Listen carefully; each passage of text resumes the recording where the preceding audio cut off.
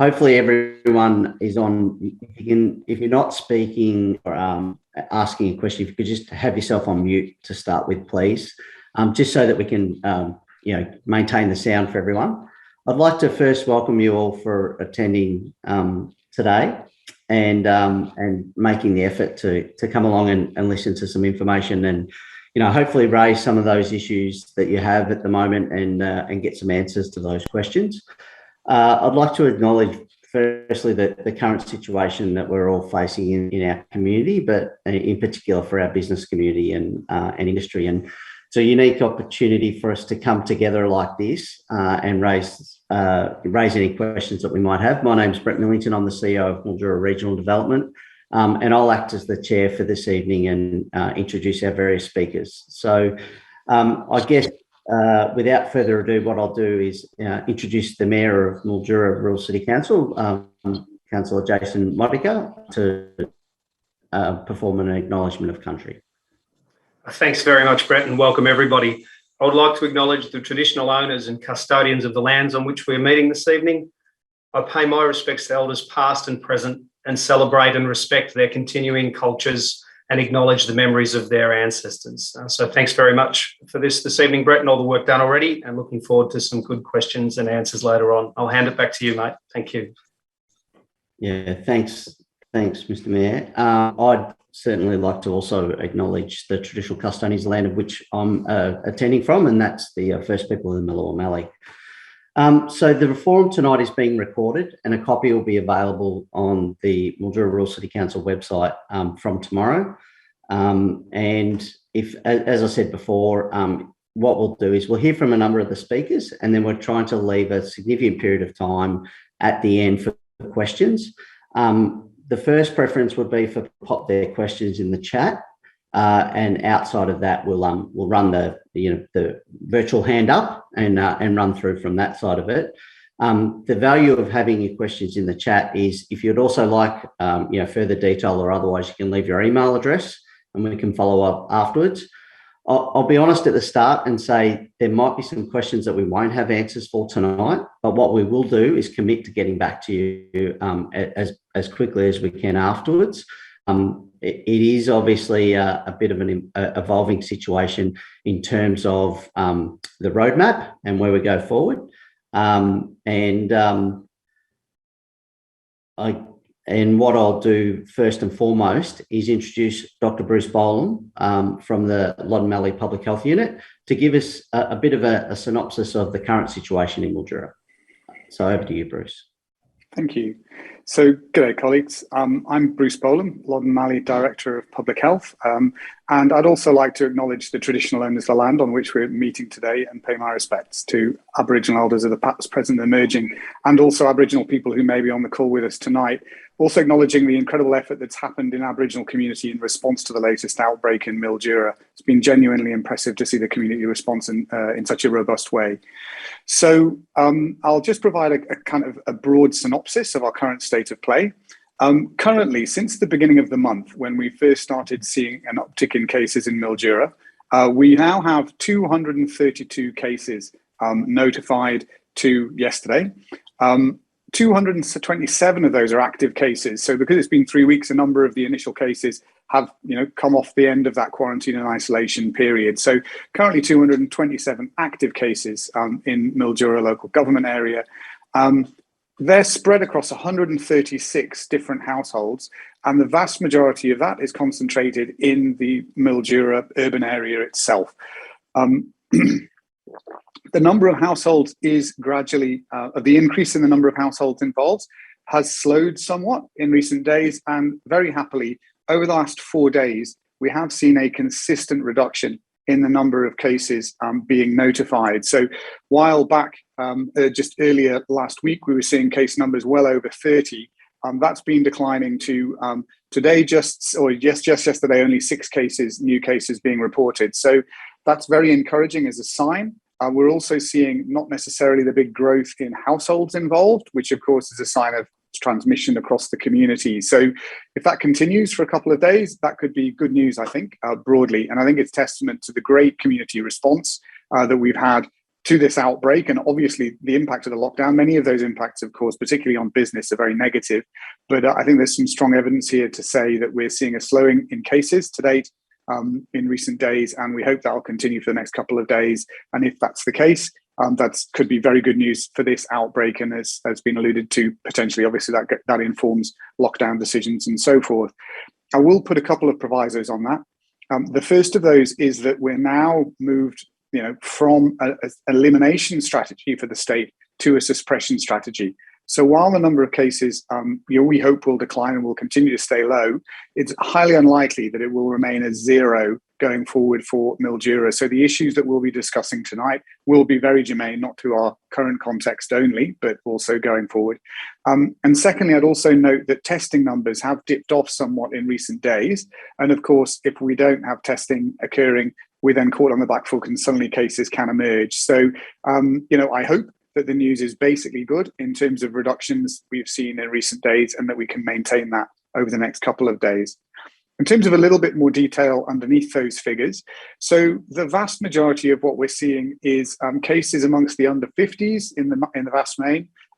We have seen some cases in the over 60s, but happily not that many. I say happily because that's obviously where we see the most severe outcomes associated with hospitalization and very severe disease. In the under 50s, it still occurs, but at a much lower rate. So it's broadly good news on that front. And in particular, it's in the under 40s where we see the majority of cases. And the patterning for that is pretty consistent with what we see elsewhere, both in our region and in the state as a whole. And it's driven in some very significant part by the fact that, of course, those cohorts, age-wise, have had the shortest period to get immunized. It was the over 60s, of course, who had vaccination first made available to them. We've got a good high rate there, and it's those younger cohorts that are potentially more vulnerable to infection, if not slightly lower levels of severity of disease, typically. Turning to vaccination then, as our first line of defense, vaccination rates for Mildura, just like across the rest of the state as a whole, are pretty high. But Mildura, compared to other areas in our region, has been historically somewhat at the lower end. And also when we turn to the particular where the majority of people live in the Mildura urban area, as it were, that's where we see the lowest levels of vaccination, and that's where we see the most variation. We have, in the last 3 weeks, seen an enormous push into vaccination through both state, federal, and a whole host of other players being in the space, and of course, huge community demand. So we've actually been increasing that rate of first dose coverage by about 6% each of the last 2 weeks. That's a total of a 12% increase in the headline vaccination rate for first dose across the Mildura area. And that's a huge effort, huge service provision effort, and a hugely to be applauded by for the general community's response of getting out there and getting vaccinated. The first dose, of course, is only one of those. And the second doses, there is a bit of a delay still happening in many of the stats that we're seeing across Mildura. And of course, it's not until we've got second doses in that we're fully protected. And we do occasionally see, of course, breakthrough infections occurring regardless of vaccination status.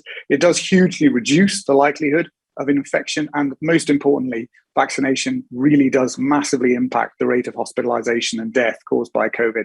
And those, of course, are our cardinal things that we're trying to avoid as we move forward. So, as I mentioned, we do see quite a lot of variation across the urban area. So for example, in Merbein, we've got a first dose rate a couple of weeks ago as of about 74%, compared to somewhere like Redcliffe's with about 83%. So that headline good rate does break down at a localized level. So much of our effort in response has been about focusing on that last 10 to 15 to 20% of people who haven't yet. The vaccines have been available perhaps, but not for very long, or not very accessible for those people. So there's been a lot of pop-up activities and going in reach to those communities most at risk, along with providing just general mass vaccination for the whole community. I'd note in this outbreak that there has been a pronounced number of cases in the Indigenous community, and using Indigenous data is often, Indigenous identification in our data is often not fantastic, but we've been working closely with MDAS on that, who've done some brilliant work in this area. And from that, we've identified approximately 1 in 3 of the current cases in the current outbreak is from a person who's from Aboriginal and Torres Strait Islander background. And there's been a huge amount of work led by the Aboriginal community in response to those issues. So just to kind of, I guess, summarize, Firstly, we've seen a massive community push on testing and on vaccination. That's really welcome and has made a huge difference. We have got a substantive number of cases. We have got a specifically substantive number of cases in our Aboriginal community. So we're tailoring the response there, of course, in a community-led fashion. Happily, the numbers are coming down. We look to see in the next couple of days, what does that mean? Obviously, in terms of lockdown, which I won't comment on, that's obviously a determination that goes to the Department of Health, to Brett Sutton and many others. But obviously the evidence here that we're discussing will, of course, inform that decision. And that's it from me. Thank you. Thanks, Bruce. Now, there's been a few questions that have been coming through already. We'll try and address those as we go along, if they're relevant specifically to the health aspects. Certainly, some of the questions that are coming up are probably be a little bit addressed in the next section, which is our representative from the Department of Jobs, Precincts and Regions, in Barbara Cullen, who will talk a little bit about the Regional Victoria's roadmap, COVID safe plans, COVID safe settings, and the support that's available for businesses. And then I think we'll try to address those questions that are coming through and direct them into the appropriate ways. But keep putting those questions in. We'll go back to the start and work through them. But now I'll hand over to Barbara Cullen. Thank you, Barbara. Thanks, Brett. Hello, everyone. And I would like to also begin by respectfully acknowledging the traditional custodians of the land on which I am located today, the Bunurong Boon Wurrung people and the Wurundjeri Woi Wurrung peoples of the Eastern Kulin Nation. And I pay my respects to elders past, present and emerging, and any elders we have present this evening. I'm in Melbourne. I'll share my screen. Now, I'm not very good at Zoom, so bear with me while I find the bit where I share my screen. Here. Not really telling me anything. So what I might do is just talk through this. I'm going to talk to you about the roadmap, and from acknowledging that Melbourne, Metropolitan Melbourne and Mildura, the City of Mildura, are in the same settings at the moment, and we are waiting with bated breath for the end of this week when we move to the 70% double dose of our eligible vaccinated population vaccinated. Lockdown will end in Melbourne at 11:59 p.m. on the 21st of October, and we will wait and see what happens with Mildura, which may be a day later, but we will move on from there. So from that time on Friday morning, in both Melbourne and regional Victoria, up to 10 people, including dependents, per day will be able to visit homes in regional Victoria and metropolitan Melbourne. And it's highly recommended that Victorians only permit people aged 12 years and over who are fully vaccinated to visit them. And that is to limit the spread of the virus. Movement between regional Victoria and metropolitan Melbourne will only be allowed for permitted reasons.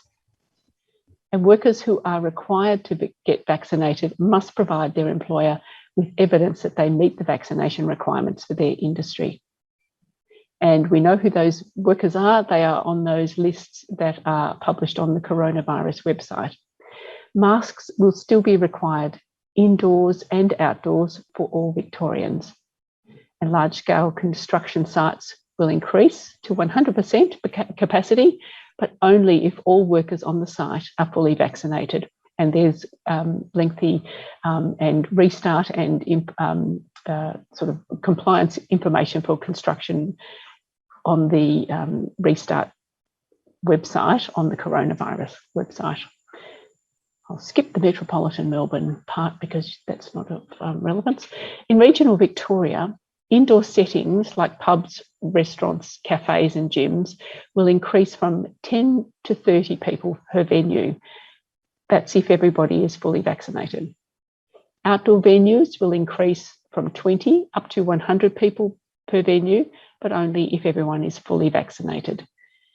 And if vaccination status is unknown, the venue can only have 20 people. Community sport will be allowed indoors and outdoors, for training only, and the minimum number required for that sport. Funerals and weddings are allowed for 30 fully vaccinated people indoors and 100 fully vaccinated people outdoors. All businesses are also urged to review their employee vaccination requirements against Victoria's roadmap, and I'll put the links to the roadmap versions in the website, in the chat later. There are particular roadmaps, as you know, for regional Victoria. The roadmap provides for a progressive reopening with increased capacity limits across various settings when all attendees are fully vaccinated, and this includes everybody who's working on that site or in that business.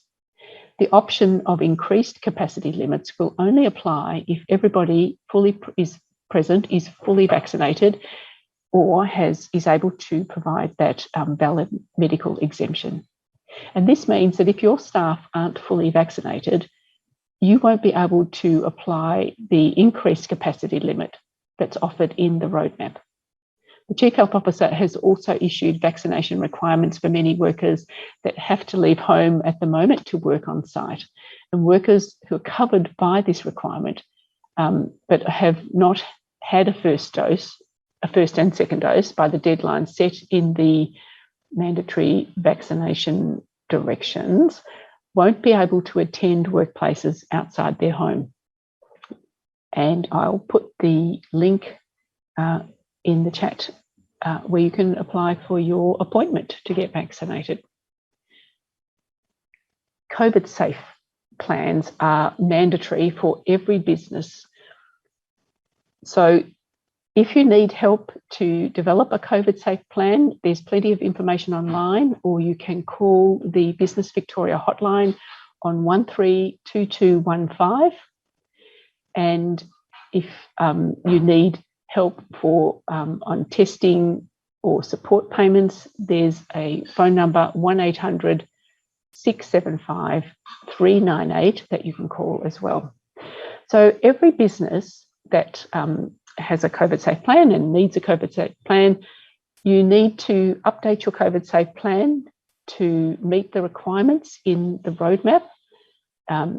You need to regularly review your COVID safe plan. You need to document your COVID safe plan and share it with your staff, because authorised officers will visit your premises at any point in time, and they will ask the first person they see, where is the COVID safe plan and do you have a COVID safe plan? And if that person doesn't know, then that could have consequences for the business. So please share your COVID safe plan with your staff, talk about it so that the staff understand what they are required to do as part of that plan.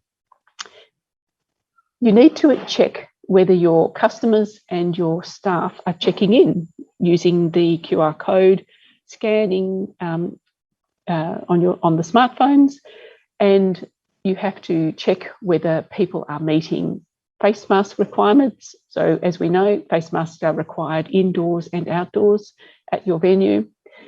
Are you complying with density limits? So depending on what sector your business is in and what the density limits are applying at that particular time that you're able to operate, there will be certain capacity and density limits applying there. You need to be covering in your COVID safe plan whether there is good hygiene support around the facility, and whether you have ventilation and airflow properly accommodated for in the business. Do you have a plan in your plan how to manage any transmission of COVID-19 in your business, and how to manage cases that might evolve into your business through staff or transmission through customers? And please make sure that all of your workers know what they need to do to be COVID safe. Businesses that don't have a COVID safe plan may face an on-the-spot fine, And I'll put some information in the chat on where you go to get information about how to develop a COVID safe plan, or where you can get help to develop a COVID safe plan. Victorians are now required also to show proof of their COVID-19 vaccine to enter a variety of businesses and to receive certain services across Victoria. Businesses must ensure, I don't know if you could hear that going on in the background, that's dinner being prepared at our place. Businesses must ensure customers have checked in correctly and verify their customers' vaccination status. To do this, if the customer has correctly uploaded their COVID-19 digital certificate to their Service Victoria app, you'll be able to see their vaccination status together with their check-in details. And it comes as you scan into a premises or a venue on their QR code. Your green tick will come up as well. A confirmed check-in via the QR code will continue to display. Customers who either don't have a smartphone or need help to check in and prove their vaccination status can do so by presenting an official hard copy of their vaccination certificate together with the Victorian Government QR code service check-in option, or they can visit the coronavirus website for more information on how to meet this new requirement for businesses. I'm not quite sure how much time I've got left, but there's a number of business support grants that have been announced yesterday by Minister Pulford. The Business Cost Assistance Program Round 5, which will be fortnightly payments for businesses in areas that are under lockdown restrictions at the moment. Payments will be automatically provided. Fortnightly payments for businesses also that meet certain ANZIC classes that remain closed or heavily restricted will be available. And the payments are in line with the phasing in the roadmap to and the thresholds for achieving 70% and then 80% vaccination rates that will kick in. These grants will kick in as the different vaccination milestones are reached. The Business Costs Assistance Program Round 4 for construction. This will provide support for sole traders that were impacted by restrictions between the 21st of September and the 4th of October. And there's some different types of support adjusted for the different areas that were locked down during those periods, and also the Business Cost Assistance Program Round for construction. It's currently open for those affected businesses who can apply for the period 19th of October to the 9th of November. Licensed Hospitality Venue Fund 2021 is an automatic top-up payment to more than almost 9,000 businesses in the hospitality sector across Victoria that have previously received these support grants, and top-up payments between 70% and 80% double-dose payments for licensed premises in metropolitan Melbourne will be reduced by 25%, and in regional Victoria by 50% as the economy continues to progress to greater levels of freedom. So basically, the grants will be adjusted as sectors and locations open up. The Outdoor Economy Package. The Victorian Government has announced a $54.5 million Outdoor Economy Package to help businesses and the community breathe life into neighbourhoods, local neighbourhoods, and it includes a $40 million outdoor activation fund to help councils and businesses transform the outdoor areas to make it more attractive and COVID safe for our enjoyment over the coming warmer months. A $14.5 million COVID safe outdoor activation voucher program that will provide more than 7,000 Victorian businesses and community organisations with a $2,000 grant to spend on supporting initiatives. Yes, no? And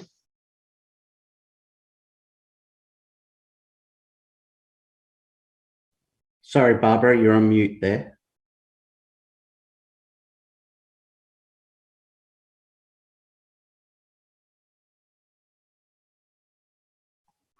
Sorry about that. Didn't touch a thing. So I don't know how the magic of the internet works sometimes. I suggest that you subscribe to the Business Victoria Update newsletter to find out about all the new support that's available and to apply and for grants as they are opened.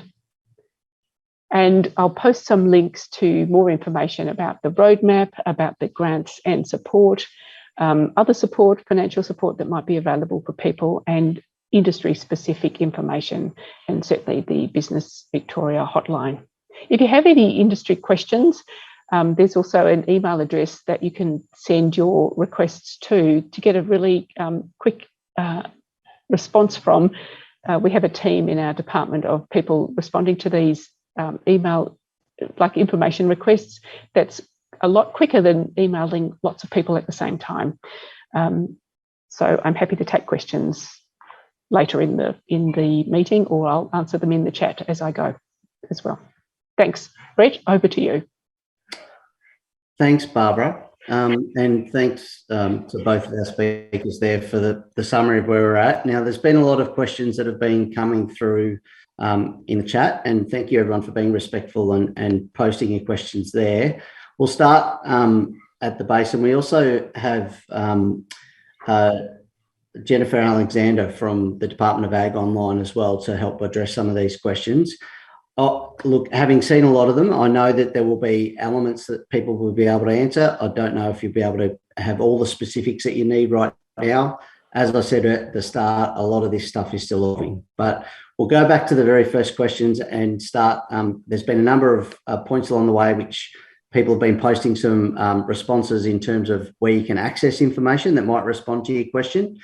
But certainly, starting with Councillor Wood's question at the start is in regard to why Mildura perhaps is still going to be in a day additional lockdown when the rest of the state and Melbourne in particular is opening, and given the case numbers and the like. I guess, Bruce, I'm not sure if you're able to provide some context as to how we, how that decision might change over the next couple of days. Obviously, there's a certain amount of intel that will need to be generated that would whether or not that changes. Absolutely, yeah, thanks. So, yeah, of course, it's a very reasonable question. We look at the question of the lockdown literally each and every day. It's something which is an active conversation between myself, the Deputy Chief Health Officers, Brett, obviously Jerome and the team back at the Department of Health, and we're looking at the evidence as it comes in. As I say, the last 4 days has been really promising in terms of a decline in cases, but we're certainly not to a level yet where we don't think that there's community transmission happening, and we're keen to look to see in the coming period in some detail what the exact level of risk is. It is something that is obviously top of the list in terms of decision making from a public health perspective, and rest assured that that data absolutely forms a bedrock of that response. Thank you, Bruce. The next question that we had there was in regard to the responsibility of ensuring QR code sign-ins and the linked vaccination certificates. You would have heard in Barbara's presentation that it is on the business to ensure that people are QR coding in and have that certificate demonstrated. Barbara, did you want to add anything further to that question? Sorry, but that was about the QR code check-in? Yeah, so it said the question was about regarding where the responsibility lies with regard to ensuring that QR coding sign-in and also the linked COVID vaccination certificates. The responsibility rests with the business to be able to check, so to have someone or at the point of sale or at the door asking a visitor, a customer, to thanking them for checking in using the QR code, and that will automatically show them the vaccination status as well. The department is I've actually just copied and pasted a question from the chat back to my colleagues in the department about posters for the information of visitors to a premises, advising them that they will be needing to be fully vaccinated to enter the premises. These posters and information for businesses and support for businesses is currently in the approvals process in the Victorian government, I guess, in our department too, and we will get them to you as soon as we can for you to print out, and you'll have them there ready for when you reopen. That will advise your patrons and customers that they do need to be fully vaccinated to enter the premises, because the onus sits with the business owner to be checking on that. So they have to be able to verify to anyone who comes to check, an authorised officer or a WorkSafe inspector, that everyone who is working in the business is fully vaccinated and that everybody who has entered the premises is fully vaccinated. Thank you, Barbara. And I've seen a number of comments there about the abuse and the like that people have experienced, and I've spoken to a number of business owners who've shared the same sort of stories with me. I think there's an onus on all of us to reinforce with our community that that's not acceptable behaviour, and that people are there undertaking their business and trying to implement the obligations that they have in order to protect their business and their livelihoods. So I guess it is a challenging situation that we find ourselves in, and certainly the same with the mandatory mask wearing. That will continue for a period of time. We just need to keep reinforcing those messages whenever we get the opportunity. This next question there is regarding grace periods of clients. If they know they have a second vaccination booked in and can possibly not come in due to the earlier period, are we still able to service them? Barbara, do you want to make any comment on that? I will. I think, thanks, Brett. The roadmap is very clear. The Premier's messages and his daily press conferences, whether it's the Premier or someone else speaking, it's very clear. Only fully vaccinated people will be permitted to enter certain premises, not supermarkets, so not essential food suppliers, whether it's a market or a supermarket. You'll still be able to go to those if unvaccinated, but every other premises, whether it's a licensed venue or a pharmacy or actually, I don't know about pharmacies, so I shouldn't say that. They probably prefer that you're fully vaccinated. Certainly a cafe, a hairdressing salon or a beauty salon, you will need to be fully vaccinated to enter that premises. You could face a fine if you don't comply, and the business could also. The business has put up with 2 years of restrictions. I would think that they don't want to jeopardise their hard work and sacrifice over these years and put their health at risk and the health of their staff at risk. So it is required that everybody who enters and works in that place is fully vaccinated. Having one vaccination and a booking for another is not sufficient. You need to be fully vaccinated to work in the business, according with the roadmap. So if you're in a supermarket, you still need to be fully vaccinated, but the customers don't need to be fully vaccinated because you can't restrict food supply to people. Thank you, Barbara. The next point from Glenn is simply around announcements, and I'm sure we all agree that 6 p.m. announcements aren't acceptable, and there probably needs to be some, actual genuine consideration for businesses and their ability to respond to that. Bruce, can we just ensure that if we're going to have further announcements around our whether or not we're finishing on or coming out of lockdown at the same time as the rest of the state, or otherwise, that there's a timely element to that? Yeah, look, definitely it's a top priority to try and make the determinations and give people as much advance notice, particularly business, as much advance notice as possible. With the extension to the lockdown recently, it was very last minute. And I think that was, nobody in the public health team is pleased when we have to make a last minute call like that. Obviously, with case numbers going down, as I say, it's a promising scenario. It's something which needs to be looked at in some detail by the central departmental teams concerned with that advice. So certainly the intent absolutely is to get that information out as soon as possible and to end the lockdown as soon as possible.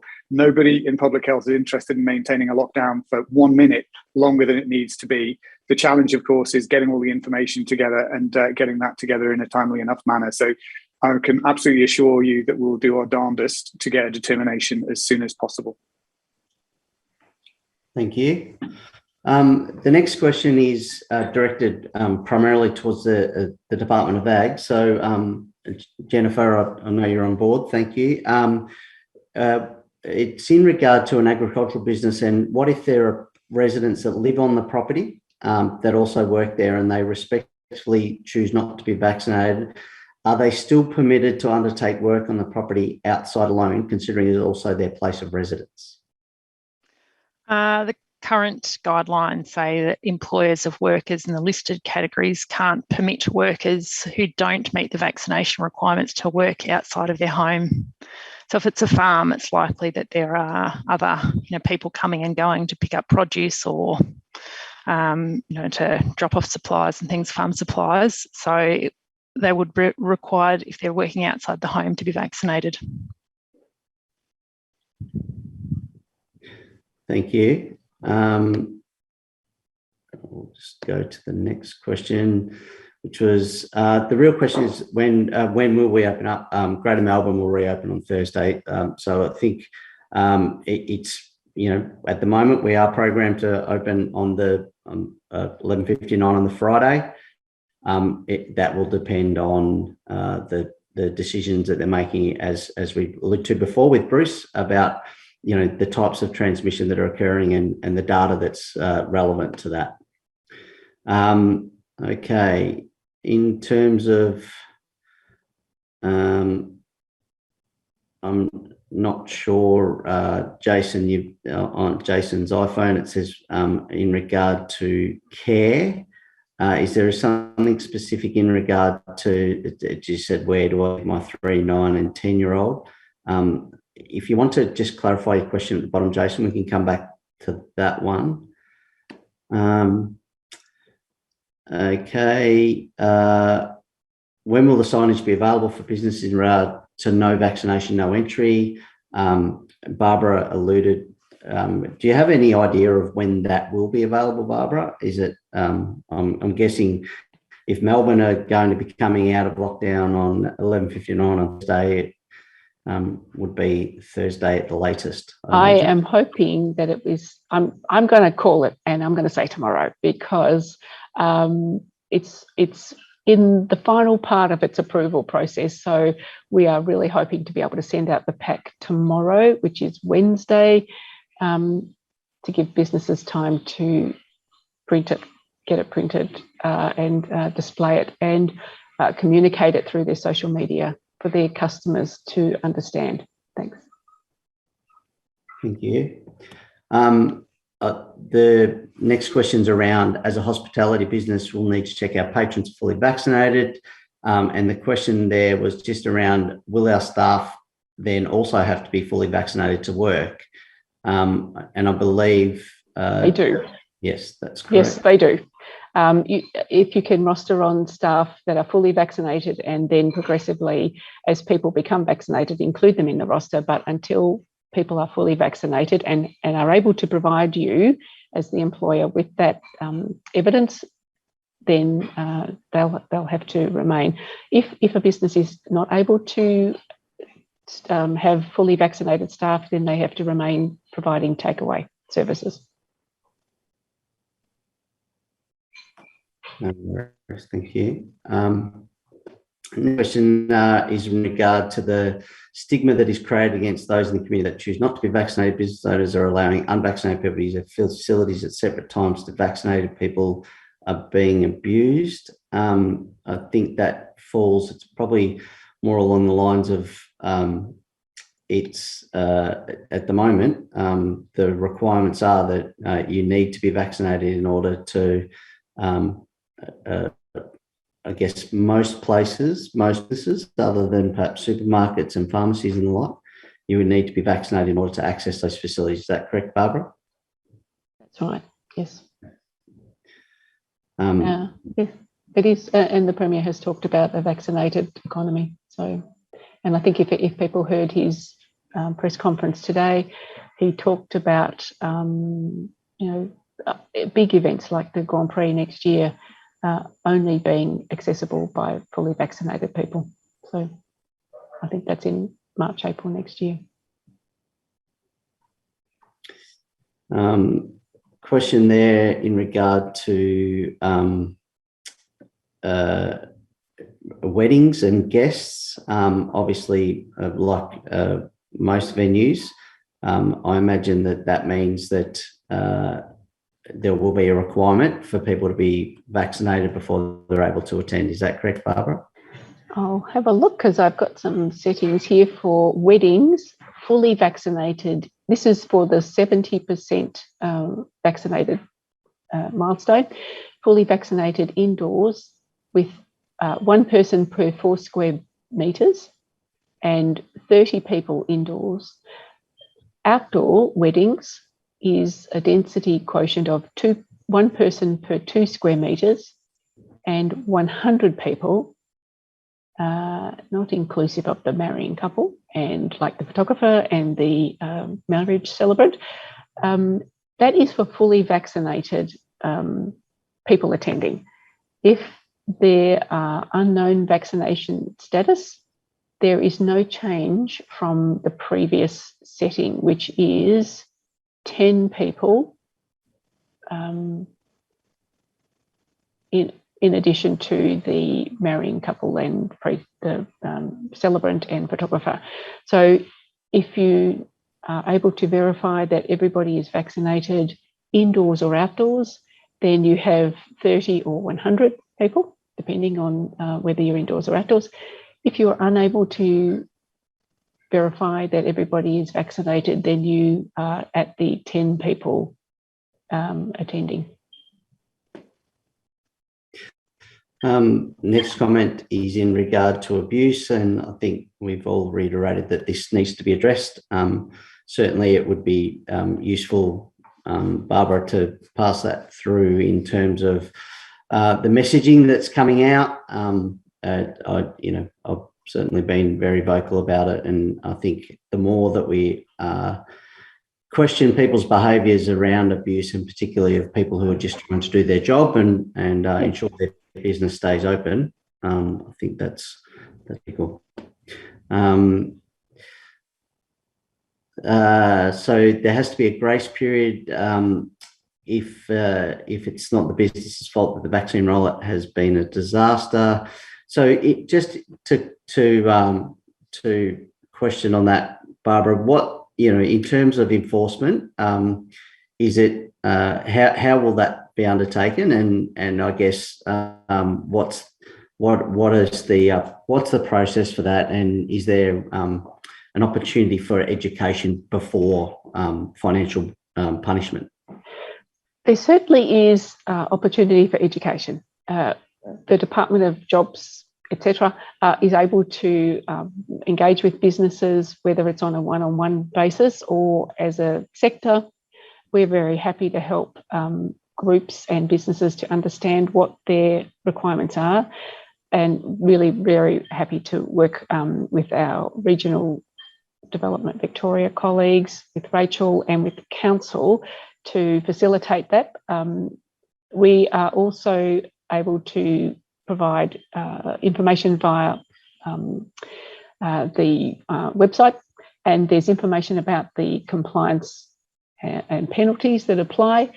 I think my understanding, our department is responsible for engagement and education. The Department of Justice, WorkSafe, and the Department of Health are responsible for enforcement.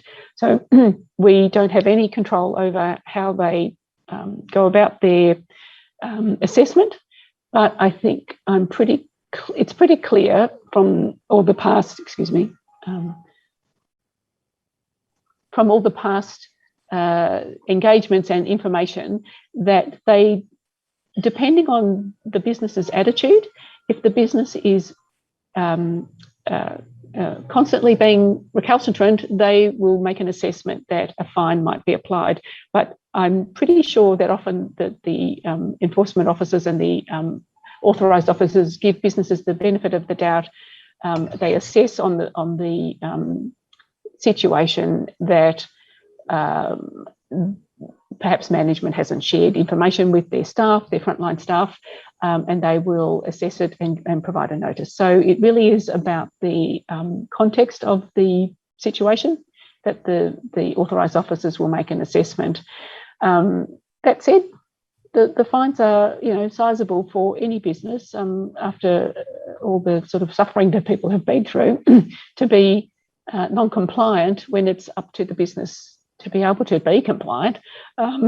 It's about talking to your staff and contacting us, and through whether it's council or your RDV contacts, that we can help you to get information, whether it's through an industry association. For instance, the Australian Retailers Association runs fantastic services to help businesses come up to speed, get to be COVID safe, and meet the various requirements, as do Restaurant and Catering Australia and other industry associations. So there's lots of support out there for businesses to be compliant and to educate their staff about what they need to do as well. So please reach out to us, and we can help you to understand what you need to do, and also to sort of understand what's coming as well, as much as we can, so that what we can see on the roadmap you will need to include in your COVID safe plans. So we'll continue to engage with you through the various networks to meet those requirements. Barbara, it's probably just worth touching on the fines that are involved for in the event that a business is found recalcitrant in that space. I think it's 109,000 for the business and up to 22,000 for each worker, if I'm correct. It can be, yes. I think it depends on the context sometimes. So I probably don't have it in my presentation at the moment. So this is for not having vaccinated staff, or is it just non-compliant, like not having some other part of the COVID safe requirements? So it'll be with regard to non-vaccination requirements. Okay, let's have a look. Penalties. I don't have that information quite to hand for here. Okay, so I'm sure we'll be able to put that up into the actual question box. There's lots of questions coming through here, and I'm aware that we're going to run out of time, and there's certainly a fair bit that will be around about vaccination. In terms of staff versus volunteers, the question is in regard to vaccination status, I imagine, around volunteers. It's all the same. It's whoever is working on site, whether they're a volunteer, whether they're a member of the board, whether they're a member of your family.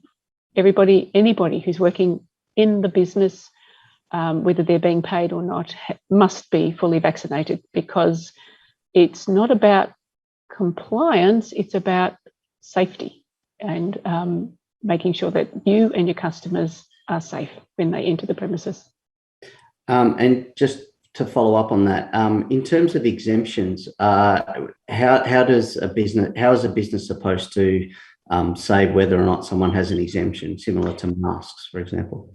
A person will get an exemption certificate, if it's to do with vaccination, and that will be able to be added to their QR code check-in, just as the vaccination certificate is. So they need to get that from their doctor. Yep. And in terms of airflow, where can people find some background to airflow? I think Sam actually posted something there in the chat about the airflow and those requirements. So COVID safe plans. Okay, there's some comments about what are the community leaders doing about posts in various Facebook pages and the like. I think that aligns also with the abuse. It's about reinforcing the messaging. In terms of keeping up to date with the rules, it is a matter of ensuring the business.vic.gov.au website is the preferred place for those rules. Am I correct, Barbara? No, the coronavirus.vic.gov.au is the website for coronavirus information. Business.vic.gov.au is everything to do with business support, all the fabulous grants that businesses can apply for, the Business Victoria update newsletter. They have a fantastic Facebook group that businesses can join, and some really great information to help businesses respond. But the actual information about the settings is on the coronavirus website. So there's links between the two as well, so you can't get too lost. Okay, that's fine. Just to reinforce that there is a business concierge in our region, and that's served out of my organisation. So Wendy Davidson, she can assist with the COVID safe plan elements, directing you where to get some information there. So her address is in the comments there. It's wendy@milduraregion.com.au. So there's some answers there in regard to equal opportunity. Okay. It's only 60 something. Is it acceptable to check the COVID vax certificate at the point of sale, or do we have to check it at the door? If it is at the door, then many businesses need a full-time employee for duration of their opening hours. And I guess it depends on how big your premises is too. Like if it's only a few steps to the point of sale, I think there's some common sense that you would apply there as well. My background is in retail, so I know what it's like having people standing at the door when you've got a shop full of people. It can be a lot of movement around.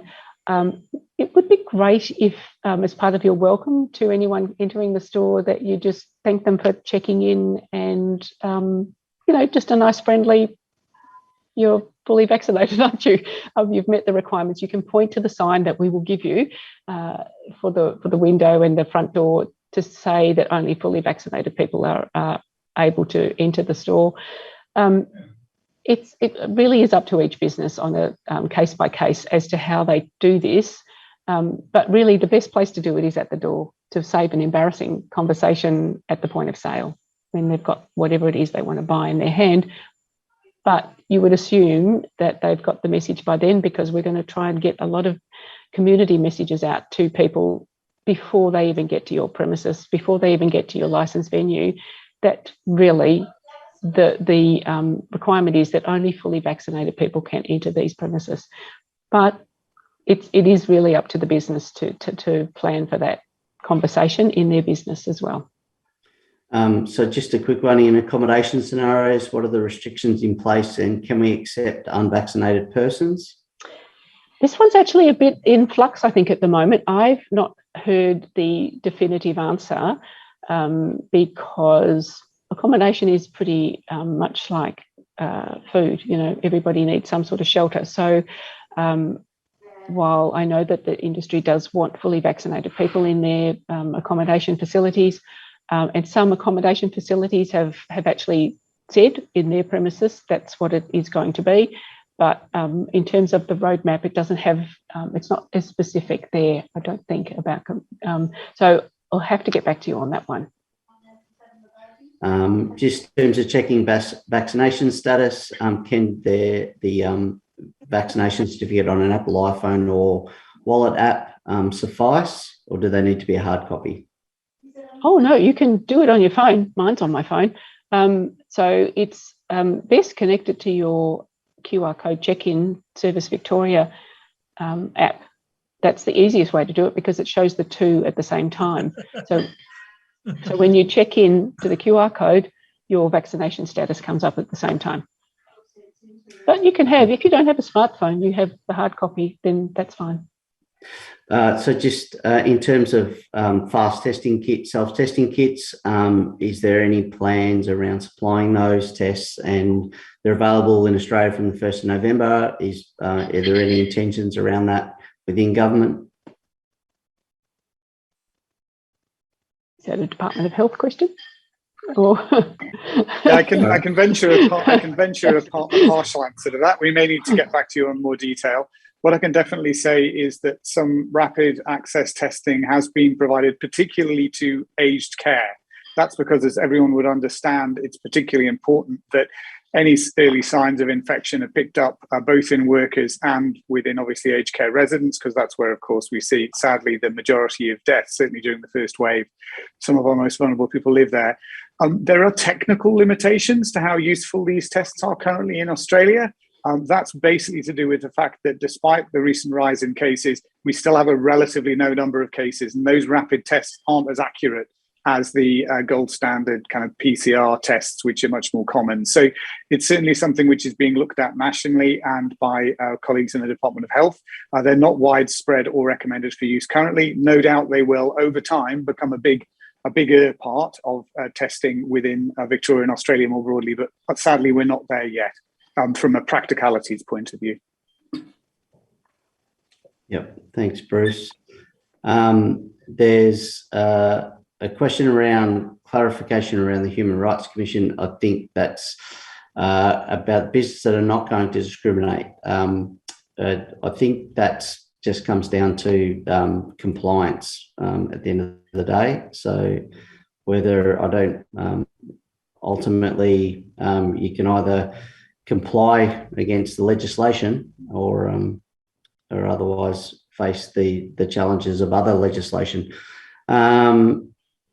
Okay, can I show an empty house to a buyer or tenant if they're not vaccinated?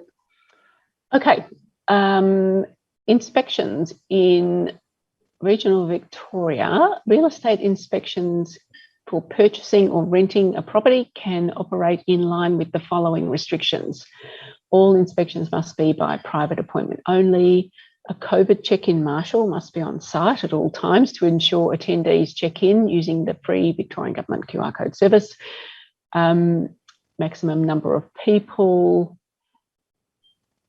is to a density quotient of 1 person per 4 square metres or 10 people, whichever is the fewer. Don't count babies under 12 months. Doesn't say anything about vaccination there, but let me check the roadmap for real estate. And this is assuming when Mildura has moved to 70%, the 70% milestone for vaccinated eligible people.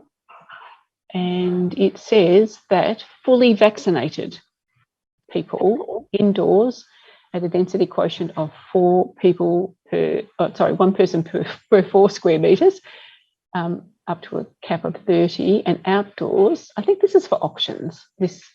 I don't know that you'd have inspections with 30 people, and outdoors 100. This must be for auctions. Unknown vaccination, no change from the previous setting, which is private inspections and auctions only up to a cap of 10. So I guess the short answer is vaccination status does apply in real estate settings, whether it's viewing or attending auctions. So how many people you can have. Watch this space. We'll post more information. There'll be more FAQs on the website.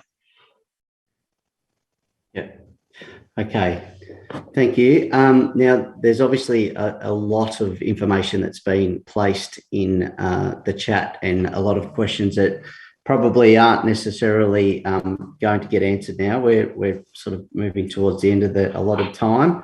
Can I just, in this instance, thank the speakers that we've had in both Bruce and Barbara for their time and their contributions. There is a number of links to information there in the chat, and you'll also obviously be able to access this from the website of Mildura Rural City Council from tomorrow. And there's just one last one there in regard to forgeries of vaccination certificates. Is there anything that's been put out in regard to that, Barbara, or? Not my area of expertise. In terms of forgeries, I have no idea. Yeah, okay. There's nothing to say. Yeah. I'm guessing, yeah, the people that are serving, it's not necessarily they're not experts in forgery, so they can't be seen to have been making sure that it's not a forgery. Look, again, thank you very much to everyone for your attendance tonight, and in particular, I'd like to acknowledge the efforts of Micah Symes from Mildura Rural City Council in helping to pull all of this together, but also to our speakers. So well done to Micah and everyone who's contributed, and thank you for your time.